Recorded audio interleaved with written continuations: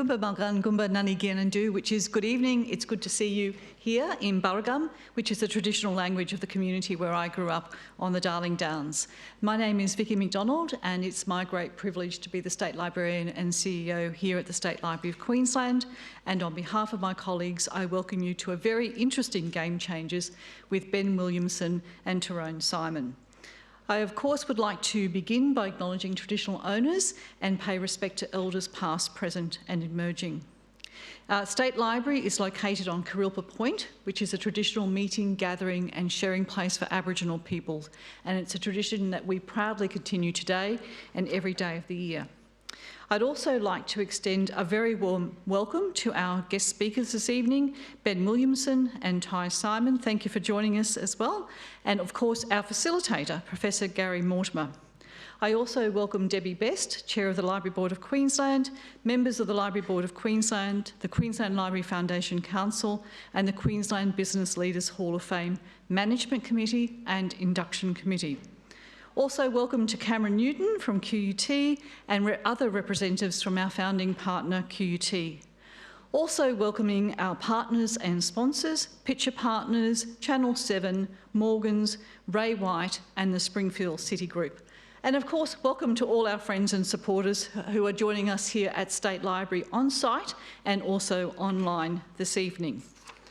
Game Changers is a Queensland Business Leaders Hall of Fame initiative made possible through our partnership with QUT. Together, we recognise and honour those who've made a significant contribution to Queensland. And it's an absolute pleasure to have Game Changers like Ben Williamson and Ty Simon with us this evening. Ben and Ty are two of the four co-founders of Anyday, a suite of highly regarded dining venues in Brisbane. Hands up if you've been to any of their venues. All right, you've got your crowd here this evening. When Nigella Lawson was recently in Brisbane, she made sure to dine at Agnes, one of Anyday's acclaimed restaurants. She reported to her followers that Agnes was a cave of delights and described the food that she ate as brazen culinary poetry. Like you, I am very much looking forward to hearing more about how Ben and Ty have built such a passionate, devout fan base for all of their restaurants. Professor Gary Mortimer will be expertly facilitating this evening's conversation. And Gary, as I'm sure you know, is a Professor of Marketing and Consumer Behaviour at the QUT Business School, and I'm sure you've seen him many times on television as well. Prior to joining QUT, Gary spent over 25 years working with some of Australia's largest retailers. He's an active researcher in the areas of consumer behaviour and retailing. The conversation is also being broadcast on State Library's website, so a warm welcome to everyone who's joining us virtually this evening. If you are sharing your thoughts about tonight's conversation on social media, we encourage you to use the hashtag QBLHOF for QBLHOF, and we'll be using Slido to collect questions from online viewers and those in the audience tonight. So if you go to slido.com and enter the event code QBLHOF, or simply scan the QR code that will appear on the screen now and as well as during the evening. It's a very democratic platform, Slido. You can choose and select the questions that you want to get asked, and they go up to the top as well. So I'm sure Gary will do his best to answer as many questions as possible. I'd also like to invite you, before you leave this evening, to visit one of our latest exhibitions, the National Photographic Portrait Prize, which is on Level 2 Gallery, which you'll go walk past just as you exit the talk tonight. The touring exhibition celebrates Australian photographers and the power of photographic portraiture, and I hope you will find it as engaging as I did. And finally, a reminder that tickets are available to the Queensland Business Leaders Hall of Fame 2024 induction dinner on the 25th of July. It'll be a wonderful gala event that celebrates Queensland's success stories, and it certainly is the premier event in any business calendar, so we do hope to see you there. There's also a short video now which highlights last year's event, so I do hope that you enjoy the conversation with Gary, Ben and Ty this evening. So we'll play the video now. Thank you.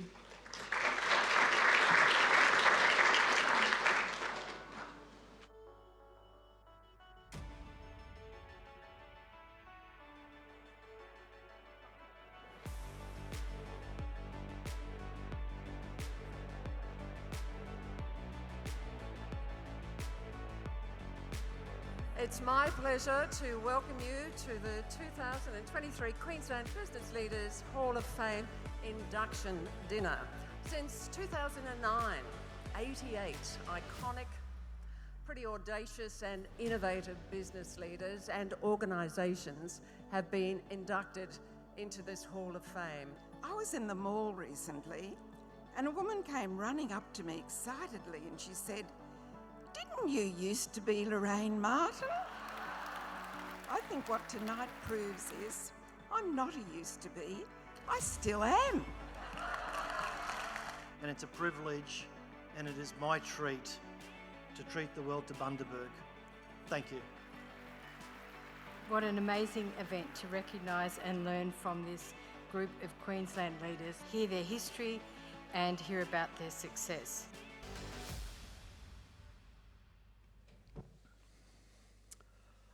Well, good evening, everybody. It's great to be back for another year. This is the second Game Changers event that I've hosted, and it's always exciting to participate in these types of events. Thank you to Vicky McDonald. Also, thank you to Kelly, our Ausland interpreter, who'll be joining us this evening and working incredibly hard to keep up with myself, Ty, and Ben as we talk very quickly through this entire interview. Just a couple of housekeeping notes. There are exits at the bottom of this stage and also at the back of the room. If you do feel that you need to leave at any stage, but please leave through the back entrance. It'll just won't interrupt the flow at the front of the stage.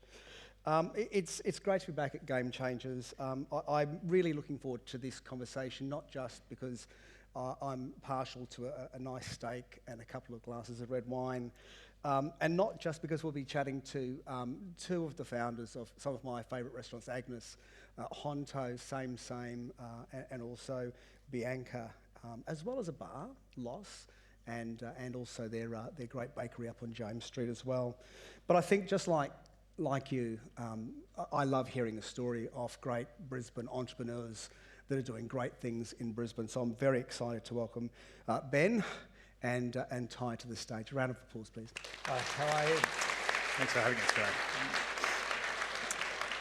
Now, I did say it is a part of the team. I think it's appropriate to acknowledge Bianca Markey Simon and also Frank Lee, who make up the entire Brains Trust of Anyday. So they can't be here tonight.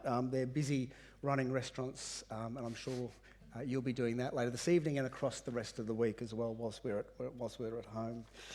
Just to echo Vicky's comments about Slido, it really is important that this is a collaborative, interactive event because you're going to get very bored of listening to my questions, I'm sure. So if you do feel like you want to join the conversation, there's obviously the QR code if you're in the audience. If you're zooming in or streaming in from home or wherever you are, I can see there was comments from Weeper earlier this evening. Slido.com. The code is QBLHOF.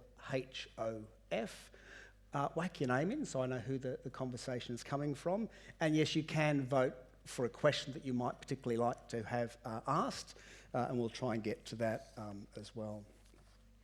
So let's kick on. And I'd like to start with you, Ben, because you're the person directly next to me.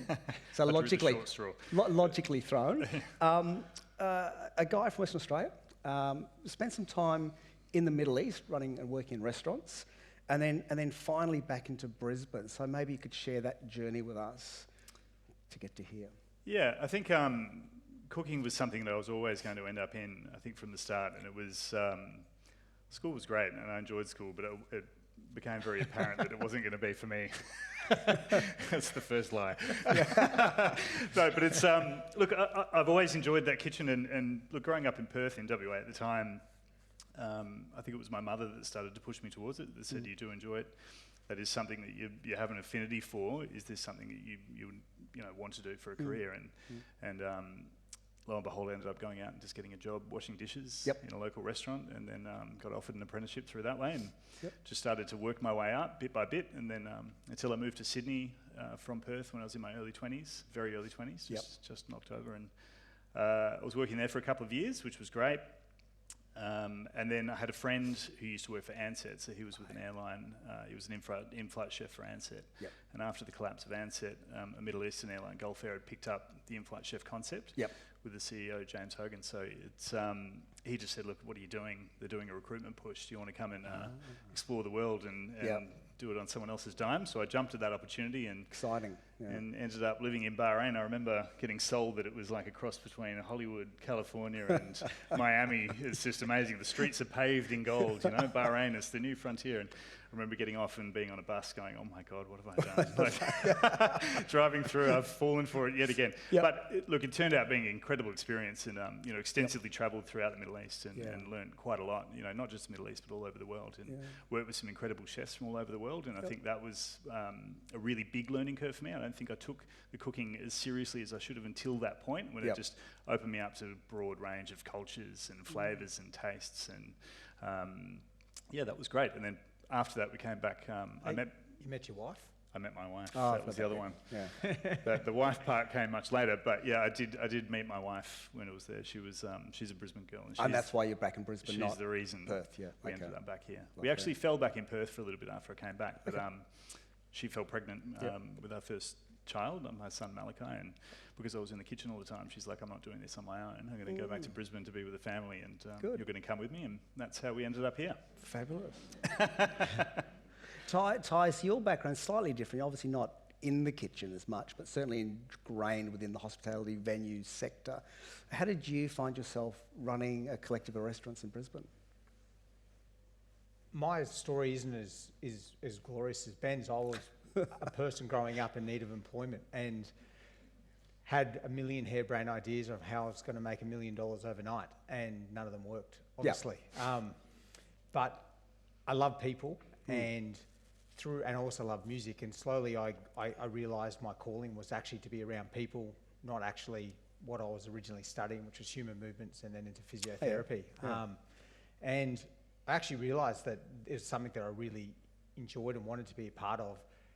And I think opening our first restaurant was more about an acknowledgement, you're not going to make $1 million overnight, let's start with making $1. And that's how the journey began, with a fairly modest goals of surviving. I think our business plan had us surviving 3 months. And we thought if we could survive 3 months, we've done pretty well, and everything else is bonus. So your paths crossed in hospitality. Can you tell me about how you met? Where were you working when you met? Yeah. For me, our first restaurant was doomed to fail from the beginning, actually. We had no sign, we didn't do bookings. It was in a fairly dodgy end of the valley, and we made it quite difficult for guests. And if anyone went to Long Time when it first started, it was very dark.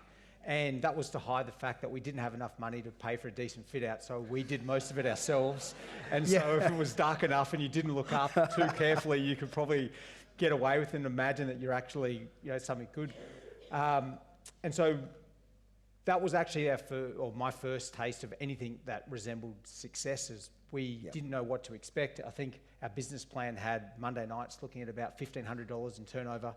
And when we first opened, there was a line of people, and it was quite amazing. And at the same time, Ben was the executive chef of Gerard's, and everyone who went to Gerard's, it was revolutionary for Brisbane. We were famous for steak restaurants, and that was probably it at that time.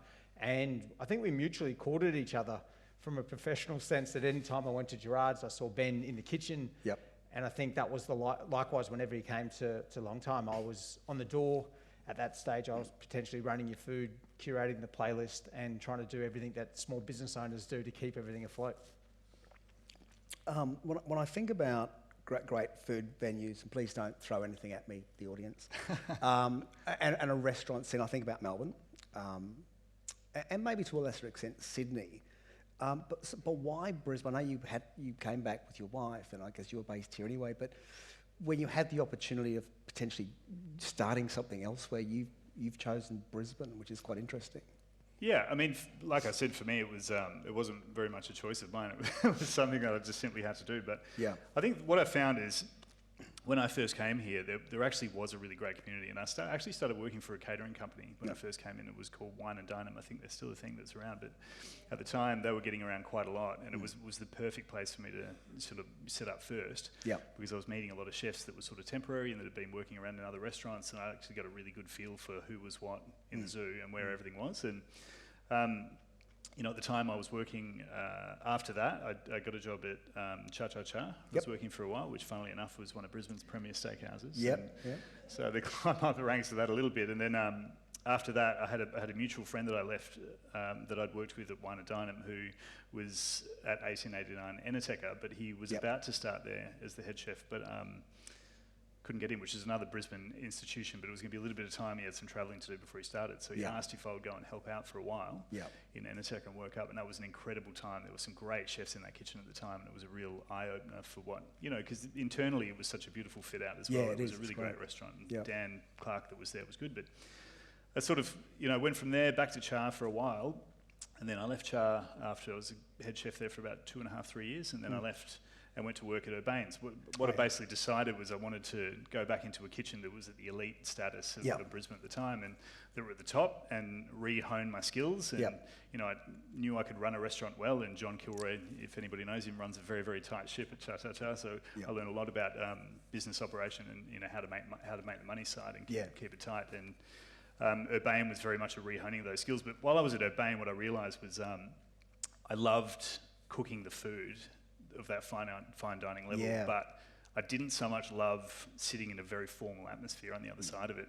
And I thought there was an opportunity in Brisbane that was something we were missing a little bit, and that there was an appetite to move away from it, to cross those lines and do that fine dining style food in an interesting environment, but with a very relaxed and informal service level. And that was sort of how Gerard's was birthed when I started talking to the owners, the Mubraks at the time. And it was, I remember having the first sit down, and they were like, you can cook anything in this restaurant, you know, it doesn't have to be Middle Eastern, it doesn't have to be this or that. And then at the time, they were saying that Greg Malouf was earmarked to open it up, but then he'd taken another job in London, and it just triggered. They didn't even know that I'd lived in the Middle East at the time. I'm like, well, actually there's a really great opportunity here to do something new and different, and I think this is going to scratch the itch of Brisbane. And at that time here, I think there really was an appetite for change and things to evolve, and I think that was about the same time that Long Time opened up.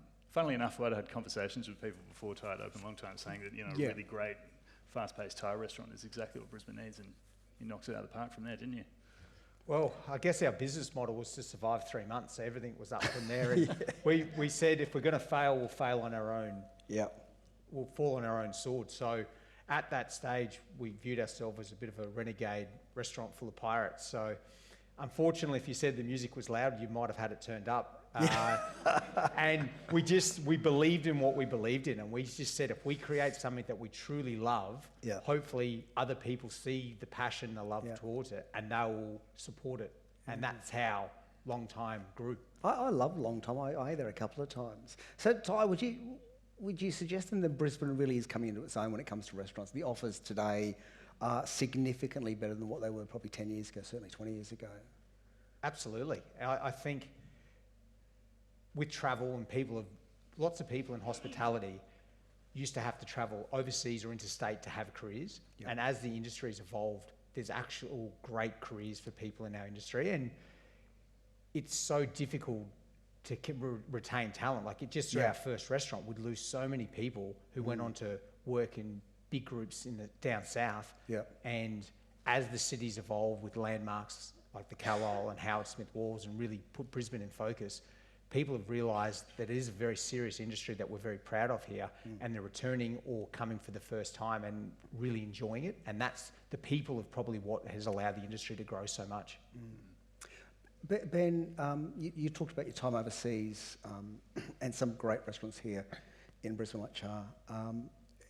Did you have a particular mentor, or maybe they're an overseas mentor that you looked to that directed you in some way or inspired you? It's actually one of those funny things. I never really had that mentor when I was coming up in the career. I mean, for me, I had a very solid plan of where I wanted to go and what I wanted to do and how I wanted to make what I wanted to make of the industry. And you know, like I said, when I first came to Brisbane, I was bouncing around. Very quickly, when you're doing temp work, you start to end up in some places where you look around, which are sort of graveyards for the industry, where people go. And I knew pretty quickly that wasn't going to be for me. And we needed to, have a solid plan, have a direction to go with, and that's something that I've sort of rolled out for myself and been acutely aware of. But no, I never really had any industry mentors. I think that's one of those things. A lot of chefs and a lot of people in the industry, most chefs, they'll come from a pedigree of a certain type. Like they'll come from great restaurants, and outside of my time at Urbane and Char, I'd never really had that. It was, largely self-made, I would say, more than anything else. But in saying that, Ty's been a great mentor to me ever since we got together, and that's well, we're getting blushing. Straightened me out in many ways.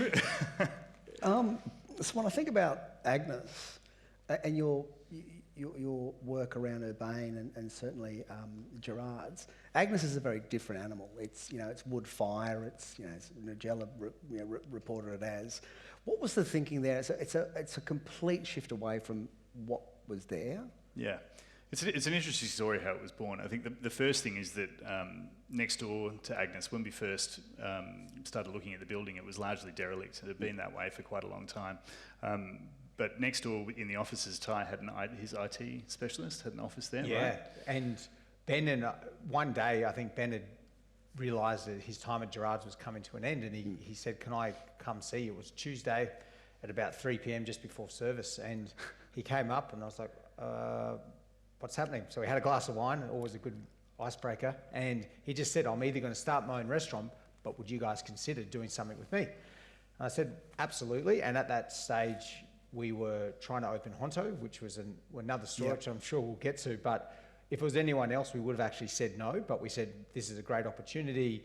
We love Ben's passion, palate, and hard-working work ethic. So we just said, absolutely. And we walked away and we said, why don't we think of 3 cuisines that you might be interested? I'll do the same. If there's any commonality, it's a probably good sign. We did. One was wood fire, one was Italian, and one was Mexican, funnily enough. And at that stage, our IT company was next to Agnes, and I just happened to be walking out in a bit of a daze thinking about Honto and what was to come and how we're going to overcome that opening. And there was this beautiful derelict building, and I called Ben immediately. I said, I've actually found the building where we're going to move into. And when we had our first inspection, half the roof was ripped off. There was a population of about 30 pigeons that inhabited it. Some fairly bizarre, ornate, religious artifacts around the place, and we said, well, we love it, we'll take it. And that was sort of the beginning of Agnes.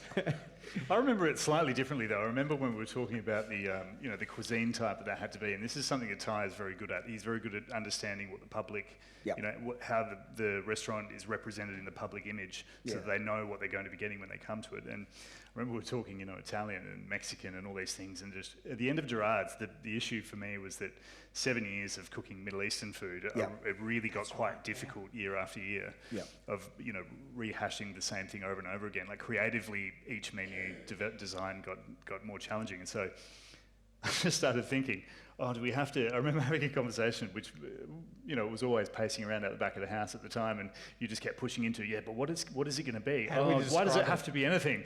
Doesn't it have to be anything, does it? Can't we just cook great food? And it's like, no, we can't. It has to have an identity. And then I just thought, look, at Gerard's, bit by bit, over time, we'd get rid of all the conventional cooking equipment, and we're cooking more and more over charcoal because it made sense for that cuisine type. But I really enjoyed cooking on charcoal, and then I thought we should level this up in some way, and perhaps that's the way around that cuisine type, that if we cook over charcoal and it makes sense to cook over the charcoal, perhaps that can be enough. That's enough for people to come for. But then when we came to look in the building, I looked at it and I said it was so beautiful in its disrepair and so old and timeless. And we both started thinking, maybe we'll just leave this as best we can. But I said, well, let's level that up and cook only on wood fire as opposed to charcoal, and let's design it so that this kitchen feels old and it feels like it would have done, minimal stainless steel, a lot of stone, a lot of natural elements. So it feels, how a kitchen would have, 200 years ago, I guess. So that's sort of how that wood-fired element developed for me. Yeah, the kitchen had to be a source of entertainment, warmth, and almost the centre of the house, like the potbelly stove once was. And that was how we understood that the wood fire had to be the central element to the restaurant. Everything else developed from there. So Ty, that was August 2020, Agnes. At what point did you and Ben then say, let's continue this journey, let's do a collective of restaurants in Brisbane? Well, there's a lot in between that. So I still remember we were gearing up to open. we had a full team, kitchen, front of house, our bar team, sommeliers, kitchen was stocked, bar was stocked, we were moments away from opening. And obviously that Sunday when the PM said, that's it, there's no more, there's no more. And I actually saw our then restaurant manager, then general manager and now head of training for Anyday is here today. And he actually was one of the people that we had to sit down and say, what are we going to do? What's our decision? Because people have invested their lives, they've left other jobs to join us. And life savings had been invested into this project, and that was the decision. It was easy for the restaurants that were already mobile. We made a decision internally that yes, we should do takeaway, and as long as we could be loyal to each other, stay safe, etc., we'll continue to trade. But Agnes was a different thing. We spitballed, do we just do takeaway food? But then, what is Agnes? It hasn't opened. Are we jeopardising long-term brand for something? And I don't know if it was Ben to me or me to Ben, when we travelled researching Agnes, we would go through great bakeries, and it was a throwaway line, why don't we do a bakery? And at that point, Ben went from, no, it'll blow over in a few weeks, to actual disbelief of what have I done? Where's my money gone? How we got? And I think whoever said the throwaway line, no one latched onto it more than Ben. And he said, come back in 5 days, we'll be good to go. And I was like, okay. And I couldn't offer anything. As you can tell, I have no discernible skills in hospitality, actually.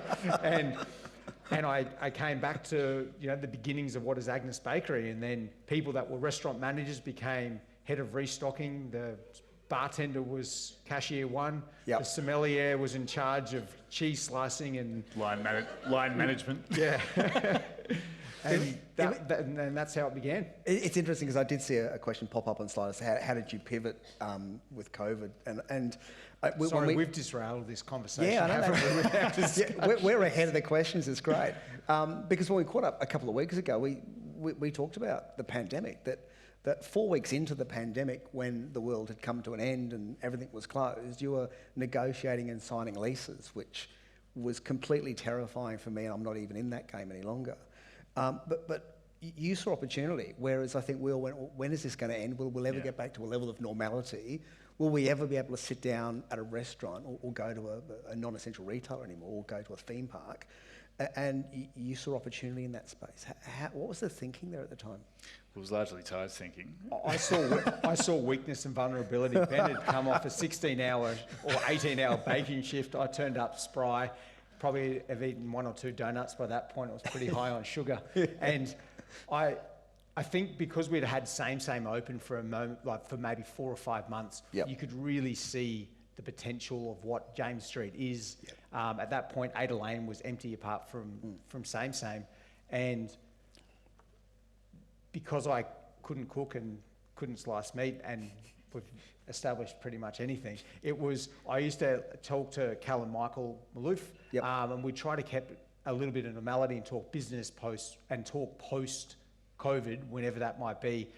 And I knew that there was that site at the end, and I grabbed Ben and I said, can we have a quick chat? And I think Ben was like, can I just go home? I said, yes, shortly. And then I said, we'd already discussed previous to any of this happening that Italian would be something that we'd love to do, and a restaurant very similar to what Bianca is what we talked about, I think, prior to Christmas. And I said, there's an opportunity. And I think at that point you were like, oh, well, I've put all my money into Agnes. What else can go wrong, essentially? And I think that's how we began plotting a second restaurant before the first one together had even opened. Wow. I think the truth is it really just was an incredible opportunity. Yeah. It really was a great deal that was being put on the table. It was pretty hard to refuse. Right. And we hadn't even opened Agnes yet at the time, had we? That was the funniest part of it. But, Italian was with Bianca, Ty's partner, and she's very much, she's very Italian. Yeah. The way she approaches things, Dangerously Italian. It's very true. But we'd spent some time travelling as well, and Italian, because of my time at Enoteca, if anybody that knows me well knows that when I cook at home, I usually default to Italian. I really enjoy cooking Italian food. I love the simplicity of it and the focus on individual ingredients. And so it wasn't that much of a hard sell, I don't think. It was crazy, but I think it's become one of those hallmarks of our relationships, hasn't it? It has. So when we looking think for about moments of weakness. So when we think about game changers, we often think about those entrepreneurial behaviours, risk taking, moving against the status quo, looking at different ways to do things, challenging norms. When you think about the Anyday team, and we'll include Bianca and Frank into this as well, do you all share those types of entrepreneurial behaviours, or do each of you play a particular role within that team? Yeah, I think we all have very individual skill sets and personalities and drives, and we really do bring our own thing to the party. I think to the point where each of us individually are wondering what that is specifically, right? It's only known to the others. Yeah, that's true. In how it works. But, I mean, Bianca is... Ty's immensely proud of her, and she should be, but Bianca she's incredibly good with, she has a great eye for detail. Yep. She's incredible with design, but her biggest strength is that she's such a people person, and she's at her best when she's in the restaurants working the door, and she works the floor. She makes meaningful connections with all our VIPs and a lot of our customers that are in the restaurant, and she just has this innate, natural way with people, which is incredibly valuable to the business, and that's something that we can't pass up. Frankie does all the stuff that none of us ever want to do, right? Great business acumen, good insight, and Frank's at his best when we're at our worst. Situations which would normally cause us anxiety actually causes him great amounts of happiness. And he thrives in the weirdest of situations, talking to the ATO. Yeah. He's almost fighting for the phone, give it to me. And I'm sitting there, when you have to speak to someone of importance and you feel like you have to stand up a bit taller, and then you really want to shrink into the background, that's when Frank really likes it. So it's great that we've got that dynamic. I do want to talk about the present, where you find yourself today, but before we do, I did notice a couple of questions pop up, which I think is quite interesting. Is there, maybe Ben, a restaurant that you admire, either here in Australia or anywhere in the world? There's so many restaurants that I admire. It's such a tough question, but it is. For me, the ones that I love and admire the most, not even to name one specifically, but it's when you get a chef that has a very individual idea of something that they want to bring forward to the party, or even a front of house person. It doesn't have to be a fancy restaurant. It doesn't have to be three hat. It doesn't have to have millions of dollars thrown at it. It can be a very simple, humble wine bar in a neighbourhood somewhere. But when it has that essence of something unique, it's very much true to themselves and what it is. I think they're just it's a magical ingredient, and it works well. But I mean, look, there's so much more to business than just cooking great food or having great service and all those parts. And when you see all those things come together in a way that just harmonises, I mean, that's something that I love. And as I go on, I get older and I develop as a chef. I have a great respect and admiration for the restaurants that do very, very simple food incredibly well. So when you're looking at it by appearance, it may not look like much on the plate. It's not covered in garnish and flowers and all these individual parts, but it's still beautiful in its simplicity, but it has incredible depth and knowledge that's been put into it, and even historical, reasons for what they're doing, and cultural references.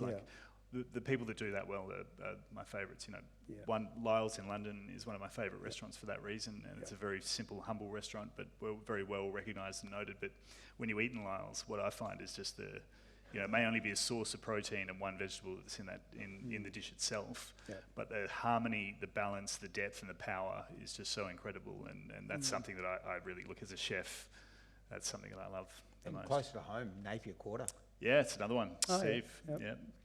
So, and again, just very humble, very simple, very neighbourhood, but incredible food, great service, great atmosphere. That's another one. The X factor of a restaurant is something that's so important. I feel. And we'll get to atmosphere and design very shortly. Ty, another question from Slido. Your favourite dish on your menus? I'm glad you got that one. Yeah, because there'll be a chef ringing you after this meeting, I imagine. Absolutely. Well, I might name one from each of the venues. Sure. The chicken skewer at Agnes.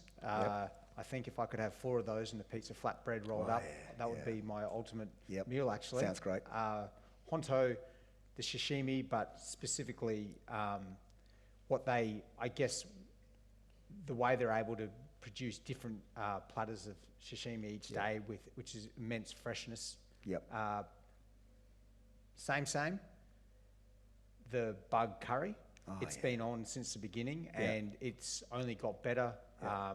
Our head chef, Arte, has taken it from something and turned it into higher heights than we ever imagined possible. That will never leave the menu.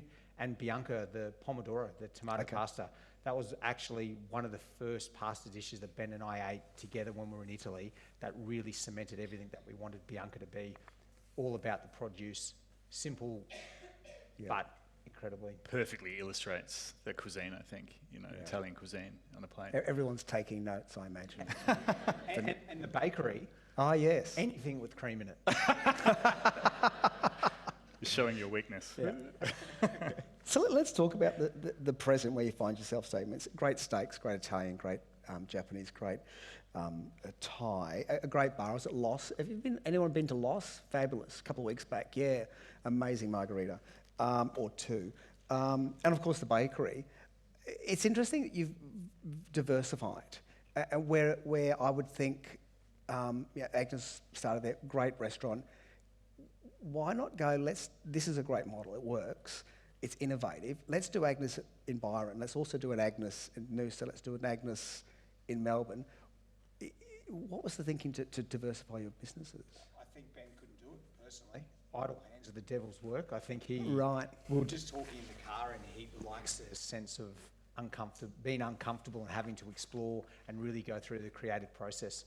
It would be an easier process if we planned on rolling out a few of the same, but it's something that I think we're passionate about, creating new projects and new ideas that we're unfamiliar with to become comfortable in those. No, I think further than that, the space is such an important part of the deal for us, and it's something I know that Ty is, you have a heavy hand with that. You're very much a part of the design process when we're building these new restaurants. But it's getting your head in that space itself, and the design and how the design ties into the food and how you feel sitting in the venue is such an important part of it that I just think it would be difficult to replicate. And especially in Agnes's case, I think the building is so important for Agnes. And you what couldn't Agnes replicate is, it. I don't think it could be replicated, and I wouldn't want to do it because I think it would be an injustice to the original. I think there'll only have to be one. To the new one.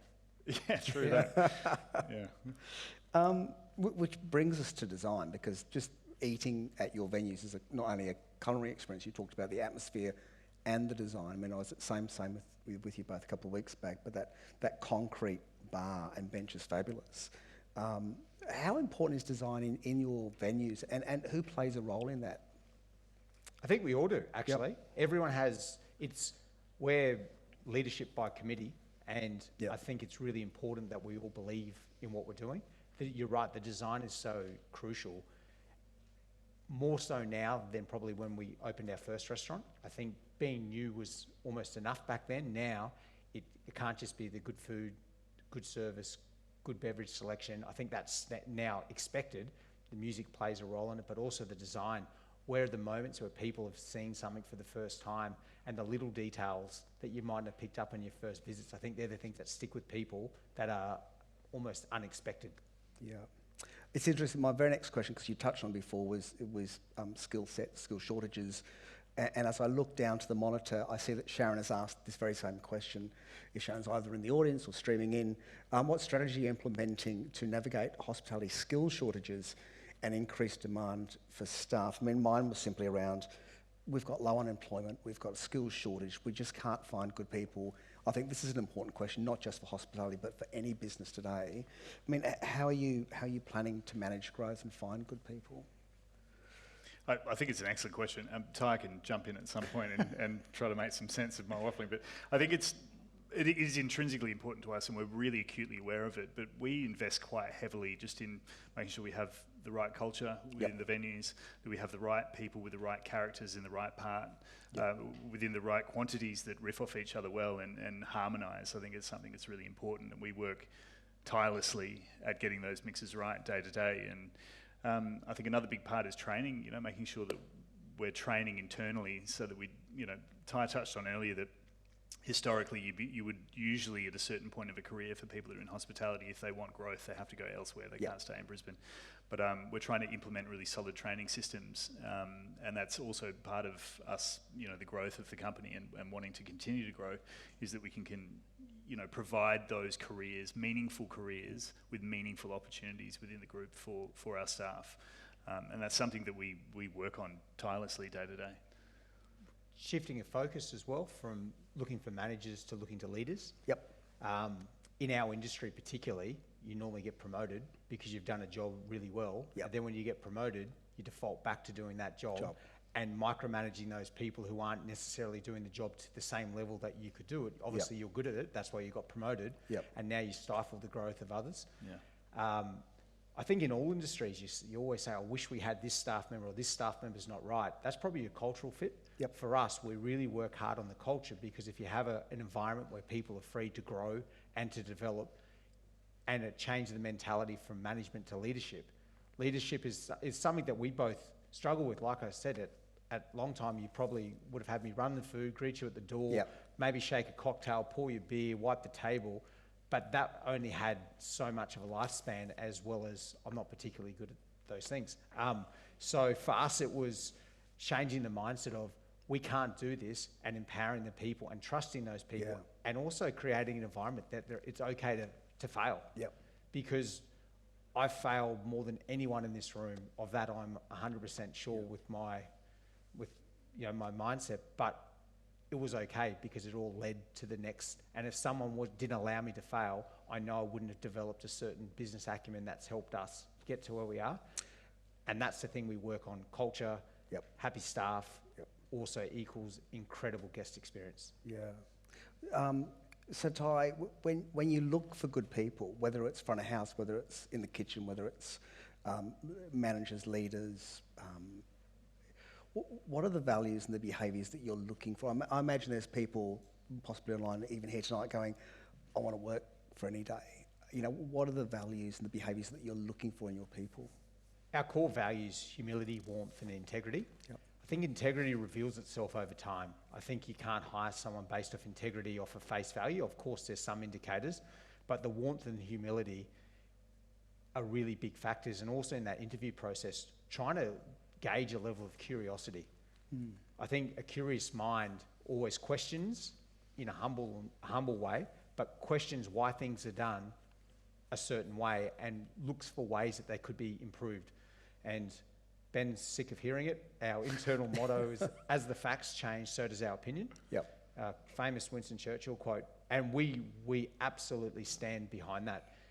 It's not to say that everything needs to be challenged immediately, but if there are better ways of doing things, we absolutely want to hear it, because what's the saying? You learn nothing from opening your mouth, only from your ears and eyes. So that's something that we try to do, is when people are new, we say, give yourself in a month, and then come to us with a list, and let's work through your list and see what things we should be adopting to be a better company. That's a great comment. You don't learn anything by opening your mouth, only your eyes and ears. I think I'll use that. He's got plenty more, I can assure you. Just pop those ones out. Somebody tweet that. That's a good one. Hospitality is fast-paced, high pressure. It's not business hours as usual. You don't get to see your family on a Friday, Saturday, possibly a Sunday. If you've got young kids, it's hard. How are you holding good team members? I think times have changed now. I remember the days, Ty touched on it as well, just, him being in the restaurant all the time and touching tables, and I used to work that way as well. I'm guilty of the 70-hour weeks and plus, and that was pretty normal for me for a long time. I'm very lucky. My wife at home is very patient, very forgiving, and very supportive of me. And so she's been integral in my success.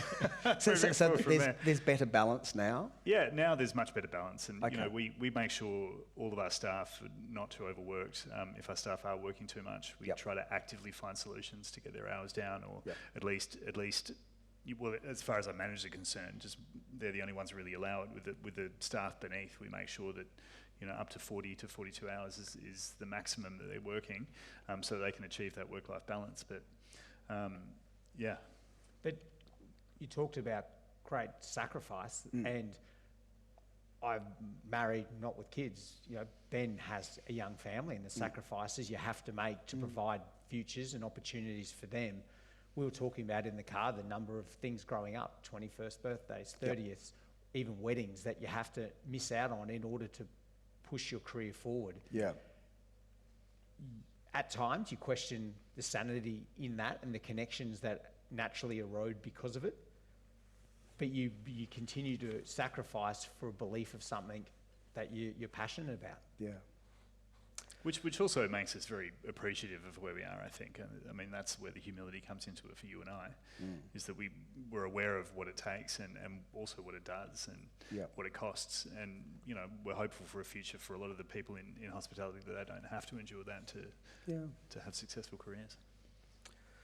In some respects, it's probably inevitable though, right?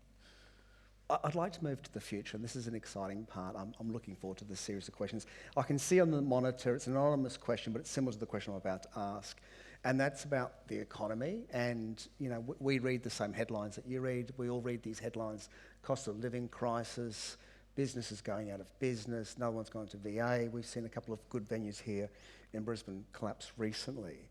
I'll read you a quote directly from IBISWorld. IBISWorld is an international research company. I use their gear a lot. This is a direct quote. 1 in 13 Australian hospitality businesses is predicted to fail in the next 12 months. With over 36,000 restaurants in Australia, the projection would mean around about 5,000 are planned to shut between now and June 2025. It's a tough economy out there. What are you seeing, though, on the ground? For us, acknowledging, yes, it's incredibly tough. What can we do about it? Foster good staff culture. Yep. Make sure our staff enjoy coming to work. And then in hope that with the satisfaction that our team gets, that it also equates to a good to a good guest experience. Yep. They're the only things really in our control. We try and swallow as much of the increases that we need to inevitably put with the cost of goods. We try and wear a lot of that ourselves, so our menu doesn't become too unattainable. So your margins are getting thinner. Yeah. Yeah. Absolutely. And it's a long-term strategy that what our venues represent, they can't deviate too far from that. And it's really trying to work in the margins that we can to try and still remain profitable, but take a long-term view of not trying to make $1 million overnight like I have my whole life, and think about the futures of our team, their careers and what's possible with it, and take a long-term view on it.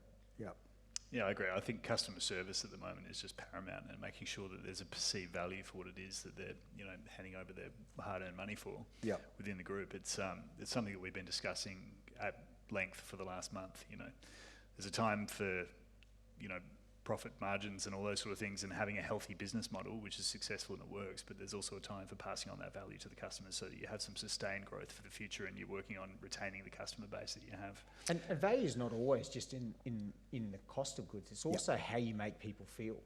When they walk through the doors, we've all had bad days, we've all had fights with our significant others, and you're escaping some things for a moment, maybe you're celebrating. What does our team do to positively impact your experience whilst you're within our four walls? Ben, do you think the premium dining experience has been insulated some way from the cost of living? And maybe it's a cheeky question, I know it's off task, but I think that the venues and the patrons that would dine at your venues as well as others probably aren't too worried about interest rates and things like that. Yeah, I think we're very lucky and we don't take that for granted either. But I think, you know, it was definitely palpable after COVID. You could see that there was a lot of spare cash with people, and there was a lot of it getting thrown around. And, you know, we're lucky enough that we get to travel around, you know, between Sydney and Melbourne and eat some great restaurants in between. And I think there has been a trend, you know, over the last year and a half to 2 years, you know, lobster and caviar, you know, you see all these sort of things coming to the menu. Old world opulence was coming back, but you can definitely start to see that's on the wane now. And it's starting to come back down. But we've never really pitched our flag in that camp. We've, you know, both Ben and I have come from, you know, hard-working backgrounds, you know, incredible work ethic shown by our parents to give us opportunities. So we care as much or more about the family coming in, ordering to a budget, than we do for necessarily the corporates coming in, paying with someone else's card. So we try and, in our inductions, we talk about our backgrounds with our new team members, and we express the fact that we're not about just people coming in seeking high-end items. We have to give dining experiences. Growing up, I was lucky if I went out twice a year, and it wasn't lost on me the sacrifices that my parents made to give me opportunities, and going out was a significant thing. My father would order, my mother would order for us based off a budget. So we encourage our staff, when you see that, let your manager know we should be buying them an extra dish. We should be trying to show them, because I am acutely aware of what it was like growing up and what a special occasion it was to, privilege to walk through a restaurant door. Yeah. So despite the challenges of the current economy, I suspect you've got growth ahead, and I am conscious of things that are commercial in confidence, but I can't help but ask the question. So just between us and you lot, and about 150 people streaming in right now, when I think about because you own James Street, the James Street food precinct's fabulous. When I think of the CBD, and I get asked a lot about retail in the CBD, and I bemoan the top end of the mall where there's a flagship Myers store, which is just a ghost town now. But the bottom end of the mall, Edward Street, the Queen's Plaza, Winter Garden's about to go into some refurbishments and extensions. The top end of Edward Street is fabulous with that luxury prestige retail offer. At the other end of Edward Street towards the gardens, it's a bit of a ghost town. Folio closed. Folio Books was a great bookstore, closed back in 2021. It remains empty. Buffalo Bar's gone. I can see Pellegrino's is doing some work in the building beside it. Is there anything happening in that space, gentlemen, that you could... That's an incredibly loaded question. Don't tweet anything. No, you're right. Andrew Paturo just announced today the renovation of Naldon House, which is amazing. Andrew's a great guy, great operator. Yep. He's opening July, I read. But yes, we are expanding. Some of those details... I won't need to wait 3 months to get into Agnes now. It's great. And we're really excited about it. And what's driving our growth is we love Brisbane. Yeah. We love the fact that we get an opportunity to serve our community nightly. We don't take that for granted. And there's opportunities that we feel that we can work towards to help continually grow the Brisbane hospitality scene. Yep. And the details I can say is most of there's no replication of any of our concepts, and there's a few of them, and they're all new and exciting. And what I can say, great, you say it, it's not me. Is there a Very is there a Mexican offer in there? there very much might be. You'll have to watch But to there's find not. out. There's not. There We could, there could be. There could be. But I also will say that, while James Street has been fantastic for us and it still continues to be in the valleys there, I do think the CBD is the next frontier for Brisbane. Right. And It's an interesting, because I had that. What's the future of the CBD? I mean, it's quiet in the weekends. Yep. And I think it's going to take some brave moves of some very either foolish operators or some that love to lean into risk. But I do think that it's time for Brisbane City to have a resurgence, and there's some incredibly beautiful heritage buildings in the city. And like I said, that we're very much motivated by beautiful spaces, and there just may be some announcements at some point soon. Yeah. A month. Yes, the first one will open in February next year. Ooh. So not too far away. First one. Yeah. So that bottom end of the mall, obviously, I mean, sorry. Theoretically. Theoretically, you see opportunities that we don't, that possibly others don't. But obviously, the Kangaroo Point Green Bridge, the redevelopment of Eagle Street, that's going to start to breathe new life into that pocket, and that's what you leverage. Yeah, one would think so. Hopefully it's good for those thinking of that reach. Well, the cross-city rail as well is there. Yep. And that really, I think, reorientates how people access the city. Yep. For a long time, Upper Edward Street, Central Station, meant a long commute to people in what's known as the Golden Triangle. Yep. I think it'll start to reorientate that triangle. Yeah. Maybe it's a rhombus. Let's hope not. I will just move to Slido for a moment, because I do see a really interesting question from Paige from QUT. What does the restaurant scene in Brisbane need to do to get ready for the Olympics? And there has been a bit of criticism about getting ready for the Olympics. Yes. There's been a lot of talk, and I won't go off script. Maybe not a lot of action, that's my personal opinion. But what do restaurants need to be ready? I mean, 7.5 years to go, is it something like that? I think Brisbane, from when we opened our first restaurant, has become a much more international dining city. It's trading later than it ever has, but probably not late enough. I think when international people come to Brisbane, they're going to want to see that hopped off a plane, checked into one of the many great hotels now in Brisbane, that they can go at 10:30, 11 o'clock at night and get a meal which isn't, even though I love the humble kebab, or you know, like I think Turquoise that's kebab, what people are looking for, because every great international food city has a late night dining culture. And whilst we're talking in a safe space, I've been pushing the fact that it would be nice if we could have a kitchen that could stay open and serve warm meals, maybe in a theoretical place up until post midnight. So we're really leaning into the fact that that's something that international guests really want, is a truly late, broad dining offering. Which I think is something that Sydney actually does incredibly well now. There's some great offerings there, but the irony is not lost on me that this is coming from two people that book the 5:30 seatings in our own restaurants. It's because we can't dine at 4:30. Ben, what future developments in Brisbane excite you? Developments in Brisbane. I mean, there's some pockets. Obviously, there's Eagle Street Pier being redeveloped. We've got Queen's Wharf about to launch. Howard Street Wharf is fabulous. I was down there last weekend. There's some great venues down there.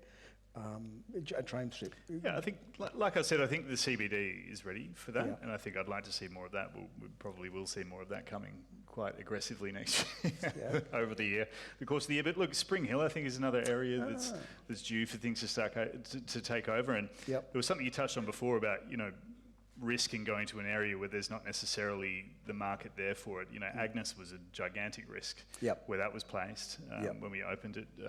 But I think with those brave choices, you start to see some real meaningful changes. But Spring Hill is another area that I think I'd like to see, you know, restaurants start to take over. I mean, always lamented that Happy Boy had, you know, closed its doors that was tucked away in that warehouse in that pocket of Spring Hill, and then gone back down to the valley. But I think, you know, that area and that grunginess, and there's a little bit of Melbourne-ness to that in the back streets, I think, up in Spring Hill, and I think that could work well. It's going to take someone brave to make that choice, though. I'm not sure it's us, though. That's not us. Trying to divert. Ty, you talked about long time, but more recently, has there been, I guess, directions or plans that you invested in, spent, whether it's capital investment or emotional investment, and then have decided at some point, this isn't the right direction for us? We are probably we self-criticise and self-regulate more than most people. And so by the time we've made a decision, I think we're fairly happy to live With it? with those decisions. Right. We're constantly looking for ways to improve our business. And so some of the accolades that we have, we've enjoyed, but we probably most enjoy finding issues in our business and actually working through them and working them through to a point that turns them around. It's probably in our nature. So in a roundabout way, I guess we're fairly happy with all the decisions we've made so far. Could we change some? Probably. But you never get it right. It's what you do when you realise it's not right. Have you got the fight to turn it around and really think things through and get it back to a better place? Ben, there's obviously, there'll be small business owners, there might be business owners here and online. What advice would you have for someone wanting to move into this game and start, be it a bakery or an amazing bar or a bistro? Where would they start? I think it's a great question, and it's probably a difficult one to answer well. But I think, look, the first thing is to make sure to stay true to what you are, to try not to overextend yourself and get into realms that you're not comfortable with. I think that's the first side. I think understanding your market is a big part, making sure you've actually got an airtight lease deal and that there's not any hidden costs or overheads that you're not aware of, or, you know, those things that are going to come and bite you in the end. But, you know, cost control, understanding your market, and being completely passionate and somewhat Yeah. Reckless. But the passion is, in our industry, like you touched on, 1 in 13 restaurants will close. I'm very thankful we don't have 13.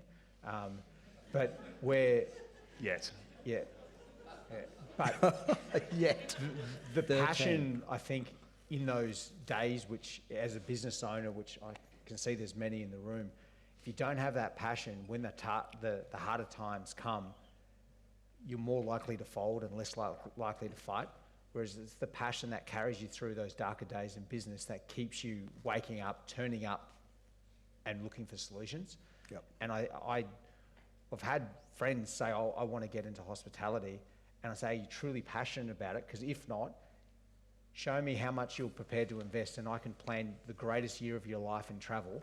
Yep. But if you're passionate, absolutely you should do it. But like Ben said, is what's your angle in the market? Yep. Have you got a competitive edge? Are you first to do it? Are you better to do it? Yep. If you really got to think it through, it's not to talk people out of hospitality. It's given me everything and more that I could ever hope for in my life and Ben's life, but really understand what you're getting into and know that it's driven by love and passion, because that's the only way I think you can survive in hospitality. Yeah, I think considering how you're going to get the message out as well is the other part. You know, you really have to build that brand recognition before you start to open and try to generate a little bit of hype with the public. But I think another thing to not underestimate is to make sure you've got a really solid team of people with you that have your back, that will die on the hill for you, essentially, for lack of a better term. But, you know, I've always been lucky enough in my career, as I came up through kitchens, to have those people at least within the kitchens. That have been that way. But at Agnes, we've been very lucky as well. I mean, you touched on Jack, that was the restaurant manager there, who's with us tonight. But I mean, he was another one of those people that he would have really died for the cause for us. Yeah. No matter what happened through COVID, he was integral for that part. Still is. And I guess you've grown your team as you've grown your fleet of restaurants. Have you brought skills in-house? So, I mean, I imagine when you started, you would have had lawyers outside, accountants outside, media, marketing outside. You're starting to bring those skills into your business now? Yeah. And in line with the growth that we have coming, we've spent, it's not going to happen overnight. We've brought in amazing people, talent acquisition. Bianca Turnbull, who's here. Hello. There she is. Hello. We've brought on a CFO. We have head of all of our communications. We've really tried to build up a strong core and solid infrastructure so that I guess there's a little bit more rigidity to our operation and it's built on some structure. Where possible, of course, you want to promote from within. And it's been great to see, you know, when people have said what's been some of the career highlights, there's been staff members who have been with us for 9 years, who've got married, who've bought houses. And that is truly the greatest thing. And that's the single most thing I'm proud of, is seeing people grow within our organisation. It meant that when we started as a single operation and a dream of creating something within Brisbane, that we've been able to offer careers that actually result in something. Crystal ball, and obviously future plans to grow. We've talked all about Brisbane. Is there plans to look outside of Brisbane? At this stage, no. This is something we actually talk about often. There's often emails that come across the desk from developers and people in the other states with opportunities for us to come and attack. But I think at the moment we're very much focused on Brisbane and just building up what we've done here and continue to evolve and build the Brisbane dining scene. And that's something we're extremely committed to. And look, it would have to be the most incredible deal for us to even want to go down and do that. But it's also... But deal aside though, we also talk that we're Brisbane people. We love serving Brisbane people. And we do feel very fortunate with the overwhelming support that we have had so far. Why would we turn our backs and focus on other people who don't understand us and we don't understand them? Yeah, it's true.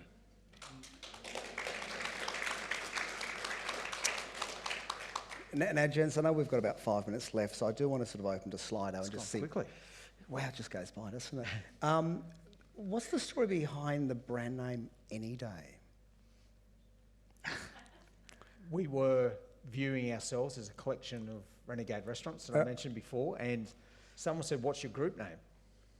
We looked at each other like with a puzzled look on their faces, and we're like, "What is our group name?" And there was a lot of thought with what the name could be, childish from mine and Ben's part, and more mature, particularly from Bianca's, who's younger than both of us. So we wanted to have a name that represented what we are, and talking to what we said before, we never really wanted to pitch ourselves at the top end of the market. Yep. We wanted to be any-day dining options for Brisbane people. Yep.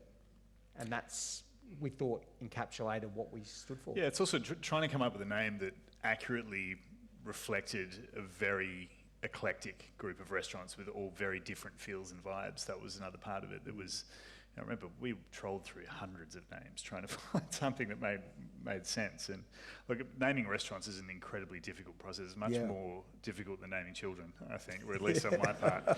It's true. But Anyday, like Ty said, we felt that best represented what we are about, that we would like all our restaurants to be something that people can come and visit and enjoy any day, at any time, in any way that they feel like. Yeah. Back to Slido. Give us your take on the TV show The Bear. I was laughing at this I one. saw it, and now it's been highlighted, so I'm assuming it needs to be asked. So I'll ask the question: how accurate is it? Incredibly accurate. Not anymore. I would say it's accurate for the old way, which is, to me, been dead for probably a good 8 years. I haven't watched it, and I said to Ben, The Bear, he said, "I can't watch it, it's too triggering." So I'm sure I'll be fine to let it wash over me with some entertainment, and I don't think Ben will go near it, will you? I couldn't do season 2, so I got through season 1. Yeah. But like I said to Ty, I found it incredibly triggering and such an anxiety-ridden experience. But I think out of all the shows that have been there, I think it's probably the closest Is that right? to how it used to be. I don't think it's that way anymore, but it definitely used to be like Is that true for Sydney and Melbourne as well? Yeah, I'd say so. Yep. Yeah. I think, unfortunately, there's been a few, actually, it's not unfortunate, it's fortunate. There's been a few public cases of all of our employee rights, which has brought it to the forefront and really made us look at work-life balance and equality and fairness of pay. And it's actually been something that has mired the industry, which has resulted in massive burnout. Yep. And we felt we came up working these 60 and 70 hours, and we could see the pitfalls of it. And it was actually quite liberating that we had to find ways to run businesses that were profitable and keeping work-life balance and particularly hours in check.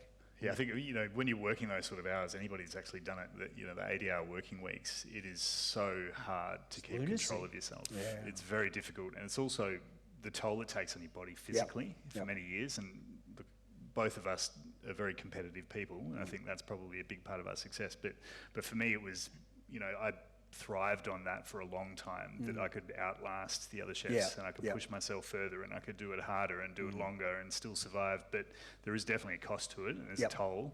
It comes, it tends to breed toxic environments, and it's something that I think has a right to not be present in the industry anymore. Yeah. And it's much better. And look, I'm lucky these days, and like I said with Ty, as a mentor, that's really where it's coming to for me. It's 20 years of absolutely thrashing my body for the art. Now I'm the opposite. So now, I drink nowhere near as much as I used to. I try to train Monday to Friday, daily, every day. I eat better, eat more healthy, and it's something that we try to get across to all our staff as well, the team, that there's a better way and a better, brighter future. Yeah. I do want to get to 2 more very quickly, and I know I'm really running out of time now. I knew this conversation would just go for the rest of the evening. We have nowhere to be. We got nowhere to be. Sadly. Do you think successful restaurants have a life cycle? Do you see them go, they peak, they move into maturity, and then people go, we've done it, and it dies off? Or do you think... Yes, I think they can have a life cycle if the goal was to be the hottest restaurant in town. Right. If that's your goal, yes, hopefully you achieve it if that is your goal. But inevitably, things that rise quickly fall as sharply. Yep. Our mentality was never to be the hottest. It was to be consistent and a place that people could turn to for reliability from all facets of our restaurant. And I think that's the key, is trying to set something up from the beginning with longevity in mind versus short-term acclaim Yep. and popularity. Gentlemen, I could keep going with Slido and a whole bunch of other questions. I'm sure we could all sit here for another half hour or so and keep talking, but we won't. We will wrap it up. It's been really exciting. It's been a really interesting conversation about your commitment to Brisbane, and particularly just between us, Edward Street. With this, I'd like to close and thank Ty and Ben, everybody. Thank you.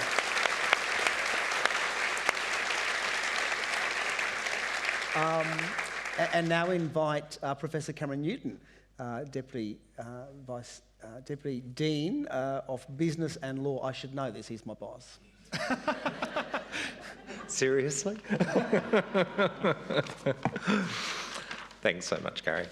Thank you, Ben and Ty, for sharing your story tonight. Thank you, Gary, for your facilitation of such an engaging and inspiring conversation. I get a really good job here. I get to kind of reflect and hopefully get it right on some of the things you've said. And tonight I wrote a recipe to try and summarise what it is that makes Anyday work and makes you guys work. I won't go through the measurements, I'll just go through the list of ingredients, but I picked up on needing to be reckless. You need to add a little bit of recklessness into the bowl. You need a lot of passion, the importance of identity and uniqueness. And I love this idea of the kitchen being the centre of the house. The kitchen is the centre of our house, and that's what I personally want to go and experience when I go to a restaurant. The resilience, you need to add some adaptability, and COVID, gave us all of those. Well, it tested us in that way. You need to be able to see opportunity and to be able to take the risk. And you need to know that it's okay to fail. These are all the ingredients that make great entrepreneurs. And this is something that we certainly teach our students. But what I really, really love were the complementary skill sets. I don't believe for a minute, Ty, that you don't have any discernible skills. That was his biggest lie. I don't know that we necessarily got to what your skills were, which I thought was interesting.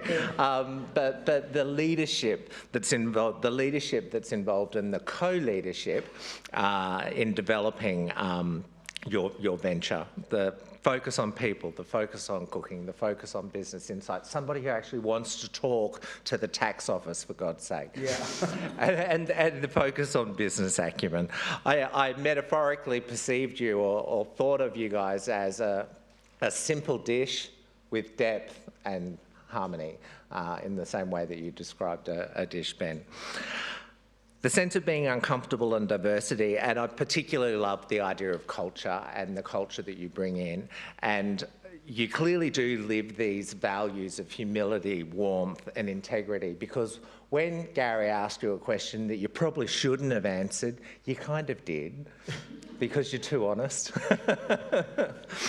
My last I guess, thought or reflection was regarding the CBD.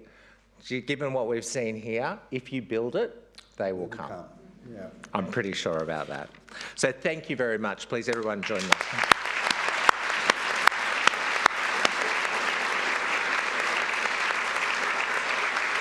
If you'd like to revisit this conversation or share it with friends and colleagues, you'll find a recording available on the Queensland Business Leaders Hall of Fame website within the next few weeks. On behalf of the founding partners, QUT and the State Library, thanks again to our partners and sponsors who make the work of the Queensland Business Leaders Hall of Fame possible. Your ongoing support and commitment enables Queenslanders to gain new insights from game-changing business leaders such as the Anyday team. For those here in the audience, don't forget to visit the State Library's latest exhibit, the National Photographic Portrait Prize, on this level as you leave the auditorium. The Game Changers series is a part of a much bigger program Queensland Business Leaders Hall of Fame, in case you hadn't realised.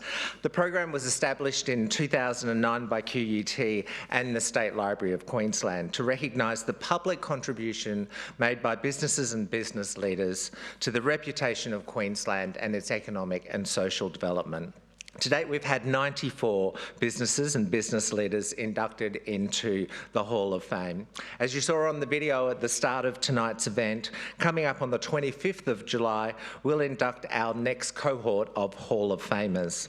This gala dinner is a highlight in Queensland's business events calendar, drawing over 800 members from diverse industries across the state. This event also offers a unique opportunity to host valued corporate partners, clients and guests in a room filled with Queensland's best and brightest.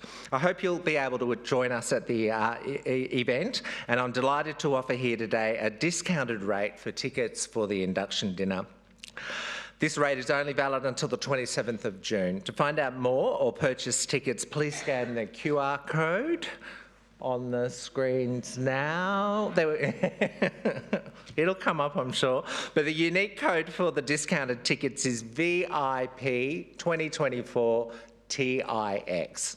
VIP 2024 TIX. Please join me one last time in thanking Ben, Tyron and Gary. Thank you, everyone. Good night.